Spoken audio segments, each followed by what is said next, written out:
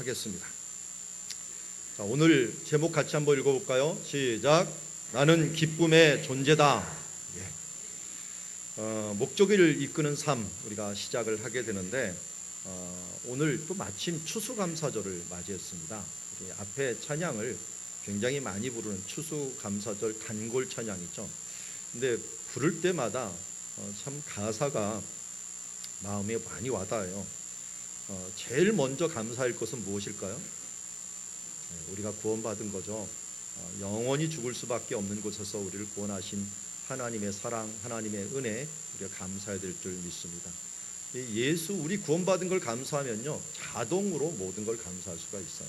그리고 우리가 또 감사할 것은 하나님께서 우리를 고아와 같이 내버려 두지 아니하시고 우리 곁에 계신다는 것입니다.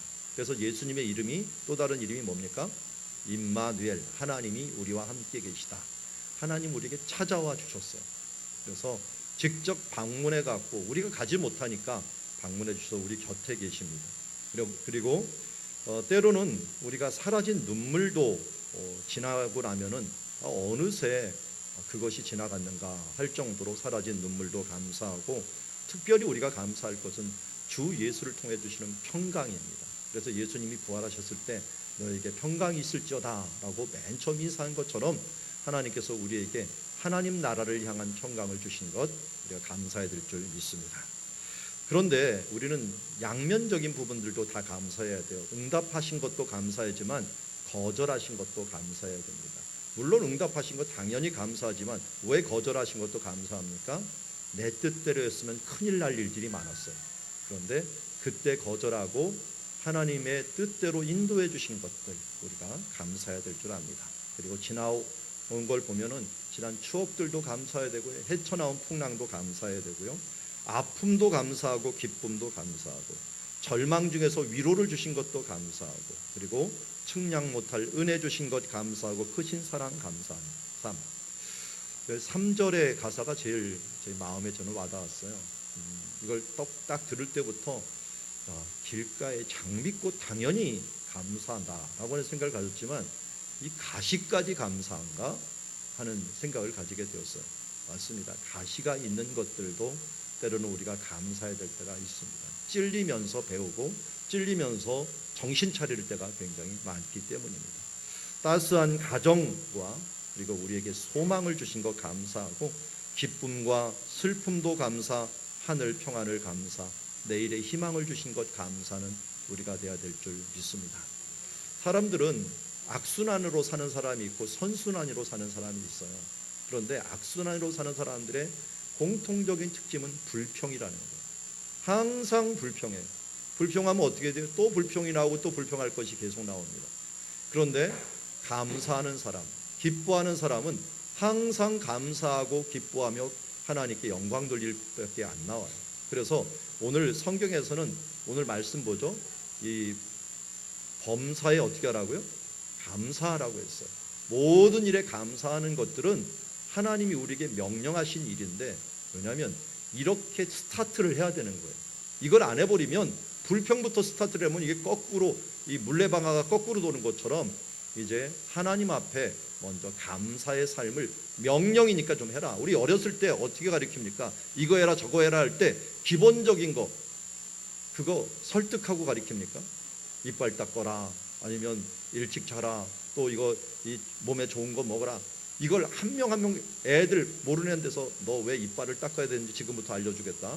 이 충치가 있는데 충치가 먹으면 네가 어떻게 다, 이게 한 살부터 가르쳐 주나요? 그렇게 안 하죠. 그냥 닦게 만들어요. 그리고 그냥 이 해야 될 일도 그냥 가르쳐 줘요. 그래서 우리에게 오늘 데살로니가 전서에서 말한 것들도 있지만, 이게 다 처음부터 하나님께서 이렇게 해라. 왜? 이게 너한테 좋은 거야 라는 걸 먼저 순종하는 거예요. 순종하고 나면 어떻게 돼요? 그 다음이 믿음에서 믿음에 이른다고 하는 거예요. 왜 이걸 해야 되지는 그 다음 생각하셔야 돼요. 왜? 하나님은 선하신 분이시다는 걸 인정하면 우리가 이해하지 못할 순간에도 감사하고 또 기뻐하며 나가야 될 줄 믿습니다. 자, 오늘 그래서 시편 136편에는 조금 더 나가서 무엇을 감사해야 되는지를 이야기하고 있어요. 그래서 여호와께 감사하라. 왜 감사한다고요? 그는 선하시며 그 인자하심이 영원하미로다. 이 인자라고 하는 말이 너무 많은 뜻을 갖고 있어요. 헤세드라고 부르는데요. 인자, 자비, 그리고 은혜, 뭐 이런 말들 여러 가지를 다 포함하는 말입니다. 헤세드. 그래서 하나님은 선하시고 우리를 위해서 가장 좋은 것을 주시는 분이시기에 우리는 어떻게 돼요? 감사해야 됩니다. 그리고 그분은 모든 신들 중에서 뛰어난 분이다. 이 신들이라는 건 사탄이 이 세상의 공중권세 잡은 자로서 있다라고 얘기합니다. 그런데 사탄의 모양이 어떻게 생겼다고요? 금요기도 때 얘기를 했는데 머리가 몇 개요? 7개. 그리고 뿔이 10개. 왕관이 7개. 자, 이것은 뿔이, 머리가 7배는 우리보다 7배나 지혜롭다는 거예요. 그리고 뿔이 10개라는 우리보다 10배나 강하다는 거예요. 그리고 거기서 강한 것을 그치는 것이 아니라 7 면류관을 줬거든 권세가 우리보다 7번이나 강한 권세를 가지고 있다는 거예요. 사탄 못 당합니다. 누구도 못 당해요. 그런데 어떻게 당할 수 있어요? 하나님이 주신 권세로. 근데 하나님이 권세를 누구한테 주셨어요? 하늘과 땅에 있는 모든 권세를 예수님이 뭐랬어요? 내게 주셨으니 라고 했거든요. 이제는 만군의 여호와의 이름으로 나가는 것이 아니라 누구의 이름으로 나가야 돼요? 나사렛 예수의 이름으로 나가야 되는 거예요. 왜? 이양이 되었으니까요. 그래서 우리가 신들 중에 뛰어난 하나님께 감사하라. 모든 악신과 귀신들을 다 이기시는 그 하나님께 감사하라. 그 인자하심이 영원하미로다. 우리가 찬양하게 되는 겁니다. 자, 이제부터는 다 설명할 필요 없이 제가 읽을 테니까 여러분들이 후렴이 뭐라고 여기? 그 인자하심이 영원하미로다. 우리 함께 했으면 좋겠습니다. 신들 중에 뛰어난 하나님께 감사하라. 주들 중에 뛰어난 주께 감사하라. 홀로 큰 기이한 일들을 행하신 이에게 감사하라. 지혜로 하늘을 지으신 이에게 감사하라. 땅을 물 위에 펴신 이에게 감사하라. 큰 빛들을 지으신 이에게 감사하라. 우리를 우리의 대적에게서 건지신 이에게 감사하라. 모든 육체에게 먹을 것을 주신 이에게 감사하라. 하늘의 하나님께 감사하라. 아멘. 여러분, 이 하나님께 감사하십니까? 잘 보면은 어떤 것들의 감사인 것 같습니까? 보면은 여러 가지가 있지만 뒤에 보면은 지혜로 하늘을 지으신 분, 땅을 물 위에 펴신 분, 그뿐만 아니라 빛을 지으신 분, 이런 여러 가지 그야말로 이 하나님 앞에서 우리에게 주신 것들에 대한 일반적인 부분들부터 시작해서 먹을 것, 우리의 구원들, 우리의 영적인 것, 육적인 것, 물적인 것, 이 모든 것에 대하여 감사하는 그런 모습을 우리에게 보여주고 있습니다. 우리가 우리의 삶 속에서 정말 지혜로운 사람은 세밀한 감사를 찾아내는 사람이에요. 이 사람들은 언제나 감사할 수가 있어. 절망 중에서도 감사할 수 있고 슬픔 중에서도 감사할 수 있는 것들은 이런 감사의 습관화가 된 사람이에요. 여러분들이 다른 습관보다도 감사의 습관을 가질 수 있는 사람들이 되기를 원합니다. 그럴 때 여러분들의 인상도 변하고 하늘의 평안도 오고 기쁨이 우리 가운데 오는 줄 믿습니다. 그래서 오늘 데살로니가 교회에게 편지한 것이 항상 기뻐하라.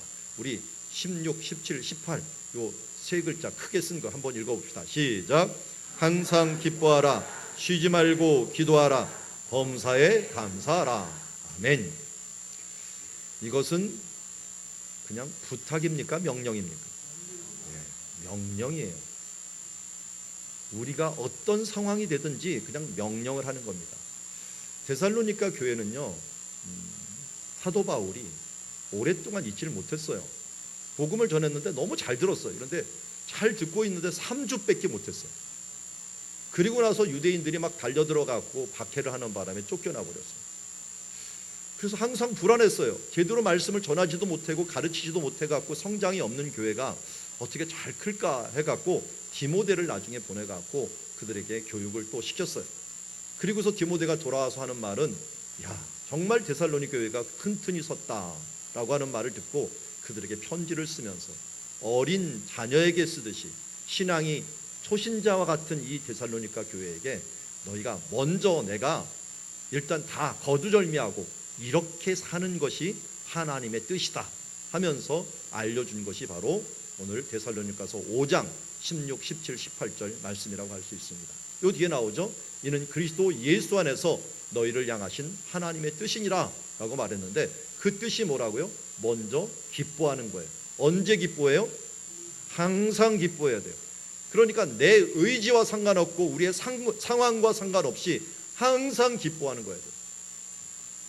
기쁘십니까? 기쁘지 않아도 상관없어요. 그냥 기뻐하랍니다. 하나님께서 그냥 기뻐하래요. 실없이 뭘 기뻐하냐 그러는데, 아니 하나님이 기뻐하라니까 기뻐하는 거예요. 그냥. 왜 찡그려요? 찡그리는 건 하나님의 뜻이 아니에요. 우리가 기뻐하는 게 하나님의 뜻이에요. 그런데 항상 기쁨이 안 나오면 그 다음 단계를 들어가면 돼요. 기도하면 돼요. 쉬지 말고 기도하다 보면은 하늘이 보이고 하나님의 뜻이 깨달아집니다. 하나님의 말씀이 생각이 나요. 여러분, 기도할 때 하나님의 말씀이 생각나지 않으면요, 그 기도는 조금 욕심을 부리는 기도일 수가 있거나 아니면 죄 가운데서 포기하지 않는 기도가 돼요. 여러분, 원래 기도할 때는 하나님을 향하여 딱 마음을 열면은 하나님께 우리가 말씀을 주시고 은혜를 주시고 생각나게 하십니다. 그래서 하나님을 사랑하는 자, 그 뜻대로 부르심을 입은 자들에게는 모든 것이 합력하여 선을 이루라. 합력하여 선을 이루니 어때요? 기뻐할 수밖에 없죠. 그래야지, 기뻐해야지. 또 우리가 기도하면 하나님이 세상을 이처럼 사랑하사 독생자를 주셨으니, 그래 나를 위해서 독생자를 써 이를 믿는 자는 영원히 멸망치 않고 영생을 얻는다라고 하는 이 은혜를 주셨으니 내가 감사할 수밖에 없고 하나님을 기뻐할 수밖에 없지 하면서 자연스럽게 우리가 나가는 겁니다. 그러면서 기도하다 보면 우리가 그 기도 중에서 나오는 부분들이 감사일 수밖에 없어요. 하늘 모양, 하늘 모습을 보여준 게 요한계시록인데, 요한계시록에서 어떤 일이 있습니까? 이 천사들과 많은 피조물들이 하나님 앞에 면류관을 드리며 계속 찬양하는 이유가 무엇입니까? 알고 봤더니 하나님의 은혜가 너무 크고 하나님의 사랑이 너무 크거든요. 그래서 우리가 기도를 하면 하늘을 보게 되거든요. 하나님의 뜻을 보게 되요. 그러면은 감사할 수밖에 없어요. 감사의 그 극적인 표현이 기쁨으로 나타날 수밖에 없는 거죠. 그러니까 무조건 먼저 시작을 하는 게 중요해요. 그래서 믿음이 단계적으로 성장을 하는데 먼저 예수 그리스도의 믿음을 믿고 이게 하나님께서 좋은 것이라고 했으니까 무조건 기뻐하자, 무조건 감사하자, 잘 모르면 기도하자. 그러면 어떻게 돼요? 하나님의 뜻이 보여지고 하나님의 뜻을 내가 실천하는 사람으로 될 수 있는 줄 믿습니다. 그래서 빌립보서 4장 4절에서는 주 안에서 항상 기뻐하라. 내가 다시 말하노니 기뻐하라 라고 말씀합니다. 이 빌립보 교회에게 편지를 쓸 때 사도 바울이 어디서 썼는지 아십니까? 로마 감옥에서 썼어요. 그래서 이것을 옥중서신이라고 얘기합니다. 그가 기쁘지 않고 어떻게 이걸 썼겠습니까? 감옥에 있으면서도 하나님의 주시는 기쁨, 기도하고 하나님의 묵상을 하다 보니까 그 기쁨이 흘러넘쳐서 주 안에서 너는 항상 기뻐하라. 내가 다시 말하노니 기뻐하라고 말씀하고 있습니다. 이건 또다시 감사라는 의미이기도 하고 기도하라는 의미이기도 합니다. 느헤미야서 8장 10절에는 느헤미야가 돌아올 때가 아니죠. 에스라가 돌아와서 함께 집회를 하고 있는데 이제 명절이 되었습니다. 명절이 되었는데 하나님의 말씀을 읽고서 있다 보니까 회개할 것이 너무 많아요. 근데 회개하면서 하나님 앞에 나가다 보니까 명절이 됐는데 이 명절이 너무 눈물로만 지내는 것 같아요.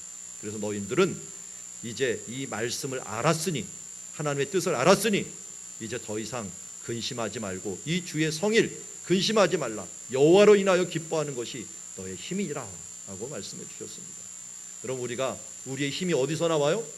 여호와를 인하여 기뻐하다 보면 우리에게 힘이 나오고 의욕이 나오고 하나님 앞에 또 영광을 돌리는 하나님의 자녀로 거듭나는 줄 믿습니다. 그러기 위해서는 우리 가운데 기도할 때 특별히 성령을 소멸하지 말아야 돼요. 성령님이 우리 마음에 주시는 마음들을 자꾸만 거절하지 마십시오. 마음을 열어서 하나님, 성령님 무엇이라고 말씀하십니까? 라고 할 때 소멸하지 말고, 또 예언의 말씀을 소멸하지 말아야 돼요. 하나님의 말씀이 내게 자꾸만 주어지고 찔리는데 자꾸만 밀어내다 보면은 여러분 기쁨으로 갈 수도 없고 감사로 갈 수도 없어요. 하나님께서 항상 기뻐하라면 아멘으로 화답하고 범사에 감사하면 아멘이라고 쉬지 말고 기도하라면 우리가 언제든지 기도해야겠구나 하는 아멘으로 화답할 때 성령을 불러일으키는 것이요 예언을 우리가 받아들이는 것이라 할 수 있을 것입니다. 그래서 오늘 21절에 이렇게 얘기합니다. 같이 한번 21절 읽어볼까요? 시작. 범사에 헤아려 좋은 것을 취하고. 이렇게 말하면 조금 어감이 안 나와요. 원래 지금 16절부터 22절까지는 다 명령형입니다. 성령을 소멸하지 말라, 예언을 멸시하지 말라, 범사에 헤아려라, 좋은 것을 취하라, 악은 모든 모양이라도 버리라, 이런 식으로 명령이 계속 나옵니다. 21절은 원래는 명령이 두 개예요. 너의 삶들을 잘 헤아려 보아라. 그리고 거기서 네가 좋은 것을 택하여서 그것을 취하는 삶을 살라라고 말하고 있습니다. 그렇게 되면 어떻게 된다고요? 평강의 하나님이 친히 너희를 온전하게 하시고 또 너희의 온 영과 몸이 우리 주 예수 그리스도로 강림하실 때 흠없게 보존되기를 원하노라. 사도 바울이 이 편지를 쓸 때 아주 연약한 교인들이었습니다. 그들에게 이러한 삶을 너희가 살아가면 하나님이 너희를 온전하게, 하나님이 친히 너희를 온전하게 만드실 것이며 흠없게 보존하실 것이다. 언제까지요? 주님이 올 때까지. 주님은 언제 오시죠? 주님은 언제 오십니까? 알지 못하지만 확실한 날짜가 여러분들한테 하나 있습니다. 죽을 때 옵니다. 우리는 개인적인 주님을 맞을 때는 죽을 때 맞이하는 거고요. 우주적으로 맞는 것은 예수님께서 어느 순간, 분명히 어느 시간이 되어서 우리가 살아있을 때일 수도 있고 죽었을 때도 모르지만 주님께서는 반드시 우주적인 재림을 하십니다. 그러기에 두 가지 재림을 다 준비해야 됩니다. 우리가 살아서 예수님을 만날 수 있으니 항상 깨어 있어야 되고요. 또 언제 죽을 수 없는, 밖에 없는 연약한 인생이기에 항상 하루하루 사도 바울처럼 나는 날마다 죽노라라고 하는 말처럼 하나님 앞에서 성실하게 최선을 다하여 살아가야 될 줄 믿습니다. 그러기에 다시 한번 말씀을 드립니다. 21절에 말씀하는 것처럼 범사에 잘 살펴보아야 됩니다. 이 헤아려라는 말이 제가 헬라어 배울 때 워낙 특별한 발음이라서 기억을 많이 합니다. 헬라어로 이게 뭐냐면 도끼마조. 도끼라는 말이 도끼마조인데 사람들이 도끼마조로 이렇게 외워요. 그래서 도끼라고 하는 말이 있어갖고 헤아리다, 추적하다 이런 뜻이거든요. 그래서 우리 모든 일들이 참 지혜로 이것을 잘 살펴보아서 좋은 것을 취할 수 있는 그런 모습이 있어야 되는데요.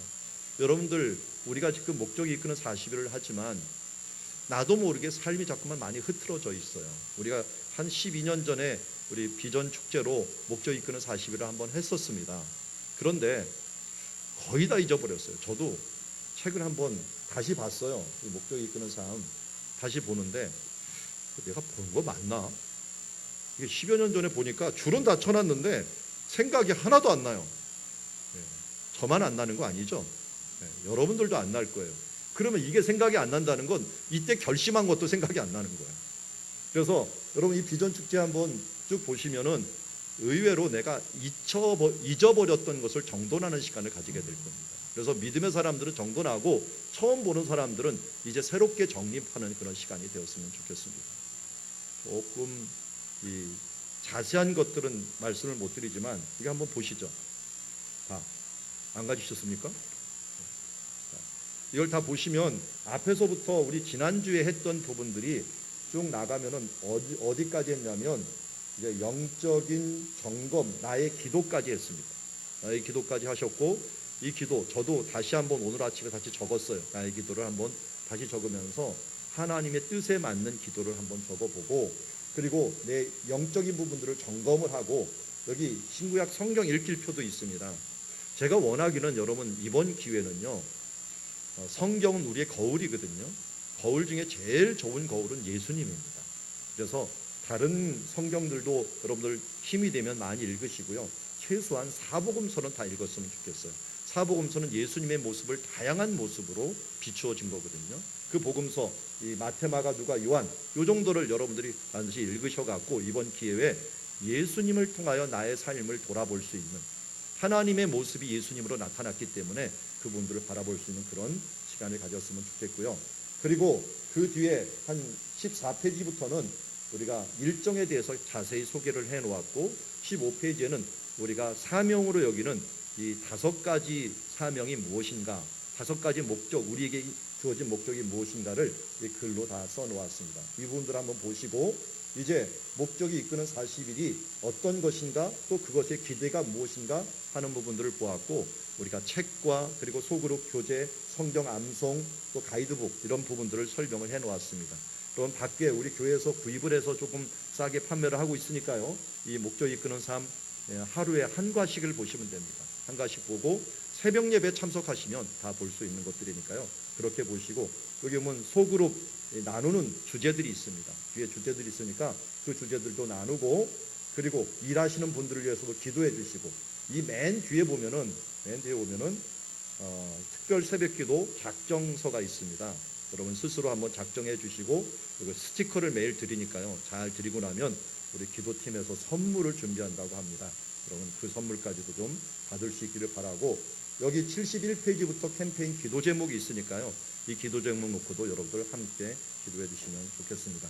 매주 이 교재를 가져야 되는 이유는 우리 오늘 하는 것들이 어디에 해당하냐면 1주차 28페이지에 해당합니다. 그래서 오늘 28페이지를 여러분들 보시면서 함께 했으면 좋겠고요. 한 분도 성가대가 늦게 들어오느라고 못 받은 것 같은데 한 분도 빠짐없이 우리 보면서 했으면 좋겠습니다. 그래서 오늘은 목적 주간으로 나는 이 세상에 왜 존재하는가, 왜 이 세상에 존재하는가라고 하는 주제를 가지고 우리 함께 보도록 하겠습니다.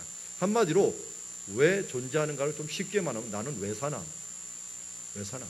이거는 사람들이 많이 질문하는 거죠. 질문합니다. 근데 왜 사나 얘기를 할 때 여기서 먼저 시작점이 제대로 못 되면은 왜 사는지가 이상해집니다. 그럼 많은 사람들이 인생의 목적이 무엇인가 하는 것들을 막 의논합니다. 제가 이과 출신이라서 철학을 배워본 적이 없어요. 그런데 총신대학원을 들어갈 때 철학 시험을 보더라고요. 도대체 철학을 배워본 적이 없는데 이걸 어떻게 하나 해갖고 몇 달 동안 철학 책 한 권을 다 외우는 시간을 가졌어요. 그걸 달달달 외우면서 하다 보니까 자꾸만 보니까 이해가 되더라고요. 이게 증명, 신존재 증명 하나 가지고도 어마어마하게 많은 사람들이 있고요, 인생의 목적에 대한 부분들도 어마어마한 많은 사람들이 이야기를 합니다. 그런데 결론은 이 성경에도 말하고 인생에서도 말하는 것들이 참 인생은 힘든 곳이다, 고행이다라고 하는 생각을 가진 사람들이 많아요. 그래서 예레미야서 20장 18절에 보면은 어찌하여 내가 태에서 나와서 고생과 슬픔을 보며 나의 날을 부끄러움으로 보내는고 하면서 예레미야 선지자도 자기가 태에서 태어난 것들에 대해서 이 한탄한 적이 있는 것을 보게 됩니다. 사람들이 내가 왜 사는지를 모르면은 정말 그 다음부터는 내가 왜 꼭 태어나갖고 이런 것을 했나 하면서 우리의 삶들에 대해서 비관적으로 생각할 수밖에 없습니다. 그런데 잠언 16장 4절에는 이렇게 말씀합니다. 같이 한번 읽어볼까요? 시작.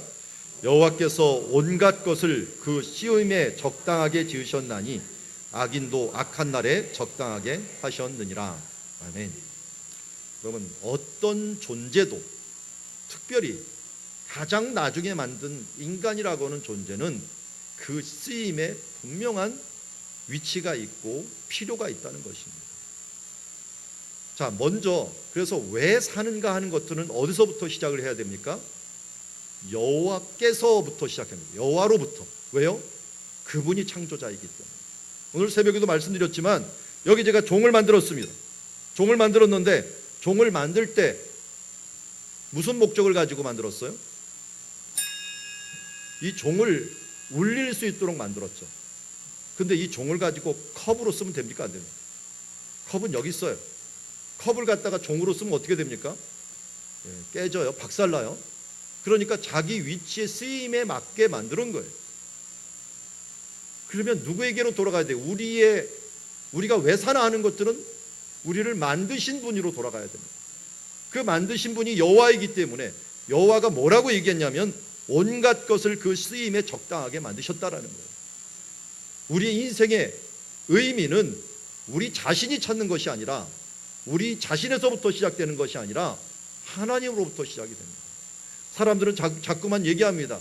내 원하는 것을 해라. 내가 이 꿈꾸는 것을 이루어라 라고 하는데, 그렇게 되면 어떻게 됩니까? 만듦을 받은 피조물이 자기 스스로 자기 필요를 갖다가 만들어 갖고 뭔가 꿈을 이룬다는 것은 말이 되지가 않습니다. 하나님으로부터 모든 것들이 시작이 되어야 됩니다. 사람들은 이 필요를, 이 방향을 잃어버리면 헤매게 돼 있습니다. 현대 우리나라가 왜 이렇게 자살률이 높습니까? 그 근본에는 이 문제가 있습니다. 왜 살아야 되는지를 모르고 있기 때문이고, 그 살아야 되는 이유가 나로부터 시작이 돼 버리니까, 내가 중심이 돼 버리니까 내가 내 목숨을 버릴 수도 있고 내 목숨을 끝낼 수도 있고 내가 더 살 수도 있는 그 일들을 이루어내는 모습을 보게 됩니다.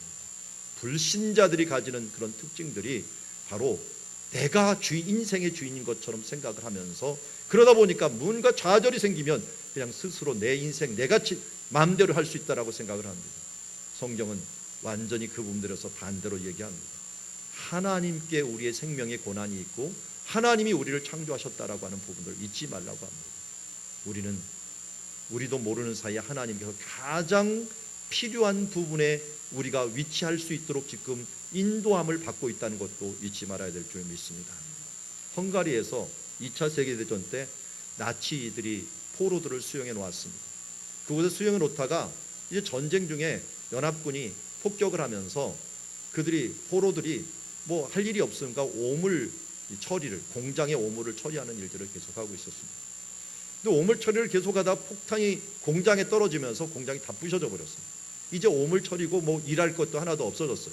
근데 나치군들이 이 포로들을 그냥 둘 수는 없으니까 일을 시켰습니다. 어떤 일을 시켰는지 아십니까? 공장에 부셔진 이 돌더미들을 다 가져다가 다른 쪽으로 옮기도록 했습니다. 그리고 나서 그 다음날 뭘 시키는가 했더니 그 돌을 원위치로 갖다 놓으라고 했어요. 그리고 그 다음날 뭐랄까요? 다시 갖다 놓으라고 합니다. 다시 원위치로 갖다 놓으라고 합니다. 그때부터 몇 주일을 하면서 무슨 일이 발생했냐면 정신병이 사람들이 생기기 시작했습니다. 그러면서 갑자기 나치군이 있는 곳으로 향하여 막 달려가고 공격을 하면서 스스로 죽여달라고 했어요. 왜? 인생의 의미를 못 느낀 거예요. 포로로 잡혀 있으면서도 의미 있는 뭔가를 해야 되는데 의미 없는 일들을 이것저것 계속 반복되는 일을 하다 보니 이런 인생 왜 사나 하는 생각들이 그 마음을 무너뜨리게 된 것을 보게 됩니다. 여러분, 하나님은 우리에게 창조할 때부터 목적을 주셨습니다. 이 목적을 잃어버리는 동시에 우리는 의미 없는 인생으로 전락하면서 왜 살아야 되는지 모르고 그야말로 이 의지력도 없고 보람도 없는 삶을 살 수밖에 없습니다. 오늘 우리가 왜 목적을 확실히 해야 됩니까? 하나님이 우리를 그렇게 창조했기 때문입니다. 많은 사람들이 가족을 위하여 산다, 돈을 위하여 산다, 자기 이상을 위해서 산다, 아니 난 그냥 살 뿐이야 하면서 그냥 산다고 했지만, 그 중에서도 어떤 사람은 그래도 난 나라와 민족을 위해서 공공의 이익을 위해서 산다고 하지만, 이런 것이 정말 그들의 바른 목적이 될 수 있을까요? 하나님이 원하시는 뜻을 찾는 것이야말로, 창조주의 원하는 뜻을 찾는 것이야말로 우리가 왜 사는가 하는 부분들을 가장 잘 알 수 있는 길입니다. 우리는 지난주에 예수님이 우리에게 주신 사명을 보았습니다. 우리를 향한 목적을 보았습니다. 그래서 가서 제자를 삼고 세례를 베풀고 지키게 하고 함께하면서, 우리 이 새해 비유에서 이렇게 얘기했습니다. 우리가 하나님을 향하여 달려가야 될 큰 방향, 먼저 하나님 안에서 말씀으로 훈련하고, 그 다음에 예배와 전도에 힘쓰며 전도를 위해서 사역하며 예배를 위해서 교제하는 그런 삶들을 살아나갈 것을 하나님께서 요청해 주셨습니다. 여러분, 이 방향으로 나가는 것들이 하나님이 원하시는 목적이라고 한다면, 우리는 이 방향에 대해서 내 위치에 있는, 내가 취해야 될 그 위치에서 최선을 다하는 것이 하나님이 뜻일 것이고, 이것이 보람 있는 삶을 가져오게 될 것입니다. 그런데 우리는 가끔 이 부분을 놓치게 됩니다. 나는 그런 분야에 있어서도, 그런 방향에서 좀 쓸모없는 사람이야. 나는 음치인데 뭐 어떻게, 찬양도 못하는데 예배에 대해서는 별로 쓸모가 없을 것 같아. 나는 손재주가 없어갖고 도저히 일을 못하는 것 같아. 나는 또 몸이 약해. 그러면서 이것저것 약하다고 합니다. 그럼 군대 가기 전에 몸 약한 사람 어떡합니까? 그냥 봐주든가요? 대체 복무를 하게 만들죠. 어떻게든지 다른 일들을 통해서 그 일을 할 수 있도록 만듭니다. 저는 이스라엘에서 유학을 하다 보니까 이스라엘 군대 제도를 좀 보고 왔습니다. 이스라엘에서는 고등학교 졸업하면 한 명도 예외 없이 다 군대 갑니다. 아니, 여자들도 가요. 예, 여자들도 갑니다. 그러면 아픈 사람 어떻게? 아픈 사람도 갑니다. 약한 사람 다 갑니다. 가서 일단 거기서 분류를 해갖고 약한 사람이 할 수 있는 일, 강한 사람이 할 수 있는 일, 여자들도 몸이 튼튼한 사람이 있더라고요. 그런 사람은 유격대원 가더라고요. 제가 이 도단이라고 하는 요셉 끌려간 데 갔는데요. 이 남자들이 끌려가는 걸 봤어요. 남자 군인들이 누구한테? 여자 군인한테. 여자 등치가 이렇게 좋은 여성분이 앞에서 딱 이거 무기 들고 뛰기 시작하는데 뒤에서 빌빌한 남자들이 막 질질질 끌려오는 거예요. 일부러 여자를 앞세우나 할 정도로 그냥 여자가 씩씩하게 막 뛰니까 뒤에서는 어쩔 줄 모르고 따라오는 모습들을 보았습니다. 여러분, 하나님 나라는 누구도 예외 없이 하나님이 필요하기 때문에 여러분을 살려두었습니다. 필요 없으면 데려가십니다. 그러나 내가 이곳에 존재한다는 이유는 하나님께서 반드시 필요하다는 것입니다. 그러게 우리가 소중하다는 거예요. 왜? 여기 이 창세기 1장 27절에 얘기합니다. 하나님이 누구의 형상대로 우리를 창조했어요? 예, 자기의 형상, 하나님의. 그럼 나는 누구라는 거야? 하나님의 형상을 받은 사람이다. 여러분 한번 옆에 분 보세요. 참 멋있죠? 믿음의 눈으로 보세요. 하나님의 형상인데 멋있지 않으면 믿음의 눈이 잘못된 거야 아직. 네. 좀 내적인 걸 보세요. 영적인 것을. 하나님께서 우리를 보고 너는 내 형상대로 지음을 받은 거예요. 자기 새끼가 왜 예쁩니까? 이게 아무리 속을 썩여도 나와 닮은 게 꼭 있어요. 무슨 책이 있죠? 이 발가락이 닮았다. 뭐 이런 표현이 있는데 이 새끼 발가락이 닮든 엄지 발가락이 닮든 뭔가 닮은 게 있기 때문에 내 새끼가 예쁜 거거든요. 하나님이 왜 우리가 예쁘겠어요?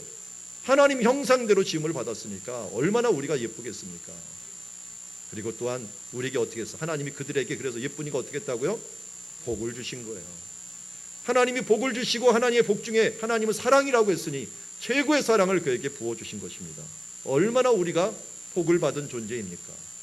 나는 복이 없어 라고 말하는 사람은 성경을 반대하는 사람이에요. 하나님이 뭘 주셨다고요?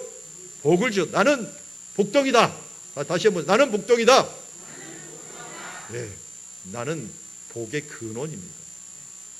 그러기에 하나님께서 복을 주셨으니 받으시기만 하면 됩니다. 자꾸만 안 받으려고 하니까 문제인 거예요. 이미 여러분들은 받았고 또 지금 복을 주시고 있기 때문에 그릇만 준비하십시오. 그럼 언제든지 복을 주시는 줄 믿습니다. 그리고 또 우리에게 말씀합니다. 생육하고 번성하여 땅에 충만하라. 땅을 정복하라.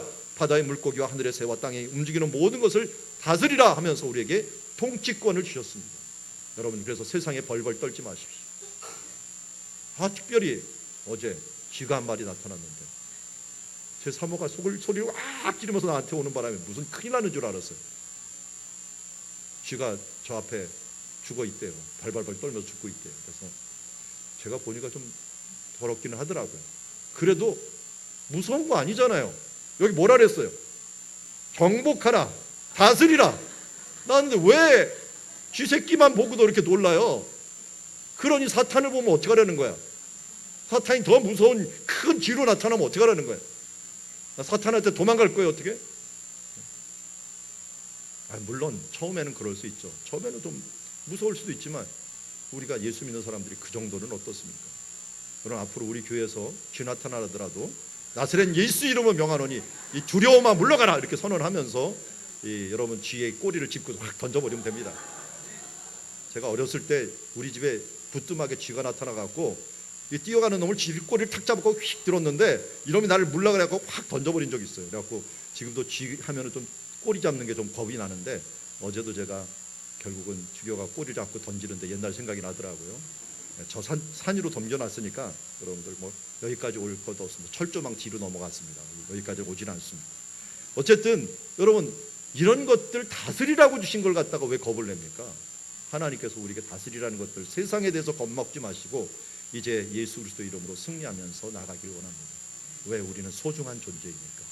하나님께서 우리를 소중하게 만드셨고, 하나님께서 우리를 복을 주면서 만들었고, 하나님의 형상으로 만들었고, 우리에게 권세를 주셨으니 우리가 겁낼 것 없이 하나님의 나라를 위하여 달려가야 될 줄 믿습니다. 이제 우리는 우리를 향한 하나님의 목적을 다시 한번 깨달아야 됩니다. 하나님께 돌아가서 물어봅시다. 이제는 하나님의 우리에게 그러면 나는 하나님의 다스림을 어떻게 해야 됩니까? 라고 물어볼 때는 하나님의 매뉴얼에 따라서 하셔야 됩니다. 내 생각대로 하지 마시고. 왜 하나님의 뜻을 알아야 됩니까? 하나님의 뜻을 알아야지 제대로 우리를 향한 하나님의 목적을 알 수 있고, 그리고 그 뜻대로 우리가 실현할 때 정말 보람 있는 후회 없는 하루가 살 수가 있는 것입니다. 근데 왜 40일이냐라고 말하는 분들에게 성경의 예들을 많이 말하겠습니다. 노아가 홍수가 끝난 다음에 40일 동안 기다리다가 이제 준비를 해서 나갔습니다. 모세도 40일 동안 금식하며 기도하면서 하나님의 말씀을 배웠습니다. 정탐꾼들도 40일 동안 돌아온 다음에 여호수아와 갈렙이 믿음으로 승리하게 되었습니다. 다윗도 골리앗을 죽이기 전에 40일 동안 사람들의 괴롭힘을 당했지만 승리를 거두게 되었고요. 엘리야도 40일 동안 호렙산으로 걸어가서 거기서 하나님의 소명을 받았고, 요나도 이제 니느웨 성에 회개하기까지 40일을 기다렸습니다. 예수님은 40일을 두 번 행하십니다. 한 번은 금식하느라고 40일을 행하시고, 부활하신 다음에 이 땅에서 40일을 계시다가 제자들을 훈련하신 다음에 하늘을 승천하셨습니다. 오늘도 이렇게 40은 한 묶음이라고 하는 단위로 우리 성경에게 변화를 일으킬 수 있는 좋은 시간으로 말하고 있습니다. 우리의 습관을 변화시키고 우리의 삶을 훈련시킬 수 있는 기간이 됩니다. 이런 기간, 우리가 변화될 수 있는 시간이 되기를 원합니다. 이번에 다니엘 기도의 간증으로 나오신 장로님이라는 분이 있는데, 그분이 횟집을 했어요. 횟집을 하면은 이분이 횟집을 하고 또 연어로만이라고 하는 상호로 이걸 바꿨더라고요. 이분 딱 말을 들어보면서, 아니 지금 간증을 하는데 거기 가면 또 술 파는 거 아니야? 그런데 왜 이렇게 간증을 큰 집회에 간증을 세우지 해갖고요, 제가 좀 확인하려고 먹으러 한번 가봤어요. 그저께 한번 사모하고 한번 가봤는데 정말 술을 안 팔더라고요. 안 파는데 탄산음료만 파는데, 뭐라고 거기다가 써 있냐면, 이분 직원이 있는데 직원이 딱 들어가고 설거지를 하는데 직원 뒤에 써 있는 것이 이 말이 딱 써 있어요. 사람이 비전만큼 살고 기도만큼 이룬다. 까만 옷에다가 하얀 글씨를 딱 써갖고 등판에다가 딱 세우는 거예요. 오늘도 우리 누구예요? 온유, 옷 입은 거 봤죠? 귀염둥이 막 써놨는데, 그런 귀염둥이 정도가 아니라 뒤에 보니까 이 말씀에 사람은 비전만큼 살고 기도만큼 이룬다 하면서 이 비전을 갖고 하는 모습을 보면서, 아예 이름도 거룩한 153이라고 하는 이름으로 줘버려 갖고 하나님의 나라를 위해서 이 일들을 내가 쓰겠다라고 하는 그런 마음을 보면서 참 대단한 기업이다 하는 생각을 가지게 되었습니다. 여러분, 오늘 우리가 비전을 가져야 되는데, 하나님의 비전을 가지고 또 그거 비전을 이루기 위해서 오늘도 기도하는 그런 시간들이 있어지기를 원합니다. 자, 여러분들 책을 한번 펴보시기 바랍니다. 이제 30페이지를 펴보시면 나의 서약이 나옵니다. 나의 서약에 이제 저도 이름을 썼습니다. 오늘이 2019년 11월 17일 여러분 써주시고, 그 다음 여기에다가 자기 이름 쓰시고 사인을 해주시면 좋겠습니다. 무정 쓰지 말고요, 이 앞에 읽어주세요. 나는 목적이 있는 삶을 위해서 40일을 잘 참석하겠습니다 라고 하는 말부터 시작해서, 이제 나는 이때 책을 읽고 또 소그룹 모임에 하고 또 동영상을 또 다시 한번 듣고 실천하며 살도록 하겠습니다. 여기 40일 새벽 기도를 안 집어넣었으니까 지금 다 일단은 할 수는 있겠죠. 성실하게 한다는 말에 다 들어가 있어요. 이제 그 이후에 우리 여기에서 또 사명 선언문을 한번 봐주시면 좋겠습니다. 우리 노장님이 나오셔서 사명 선언문을 우리를 대표해서 한번 읽게 될 텐데요. 우리 함께 어떻게 응답을 해주시면 좋냐면, 원합니다 그러면 아멘, 다자만 나오면 무조건 아멘으로 화답을 해주시면 좋겠습니다. 마이크를 해주십시오. 자, 읽어주시기 바랍니다. 사명 선언문. 삶은 영혼을 준비하는 것이기에 나는 이 땅에서 나의 시간을 나를 향한 하나님의 5가지 목적을 성취하는 데 사용하기 원합니다. 아멘. 첫 번째 목적, 예배. 나는 하나님의 기쁨을 위하여 계획되었습니다. 아멘. 따라서 나는 나의 남을 날들을 하나님을 더욱 사랑하고 알아가는 일에 사용하겠습니다. 아멘. 두 번째 목적, 교제. 나는 하나님의 가족으로 태어났습니다. 아멘. 따라서 나는 나의 남은 날들을 다른 사람에게 사랑을 실천하기 위해 사용하겠습니다. 아멘. 세 번째 목적, 훈련. 나는 그리스도를 닮도록 창조되었습니다. 아멘. 따라서 나는 나의 남은 날들을, 나의 성품을 성숙시키기 위해 사용하겠습니다. 아멘. 네 번째 목적, 사역. 나는 하나님을 섬기기 위해 지음 받았습니다. 아멘. 크게 하세요. 따라서 나는 나의 남은 날들을 다른 사람들을 섬김으로써 하나님을 섬기는데 사용하겠습니다. 아멘. 다섯 번째 목적, 전도. 나는 사명을 위해 지음 받았습니다. 아멘. 따라서 나는 나의 남은 날들을 복음을 증거하는데 사용하겠습니다. 아멘. 아멘. 할렐루야. 아멘. 2019년 11월 17일 같이 자신의 이름 시작. 이문범.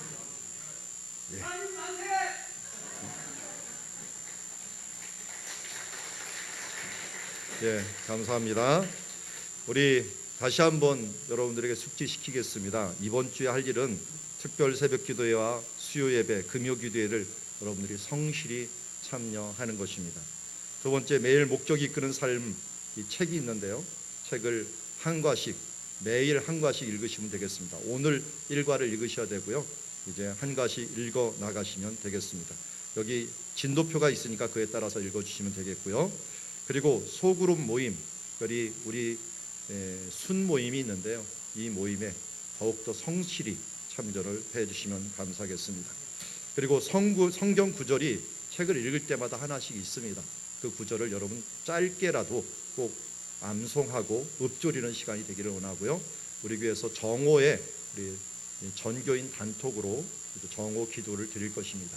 하나씩 드리면 여러분 정오 12시에 함께 기도해 주시고, 또 여기서 하지 못한 서약서와 사명선언문, 그리고 내 인생이 이 5가지 목적에 대해서 얼마나 잘했는가, 내 인생 곡선 그리가 있습니다.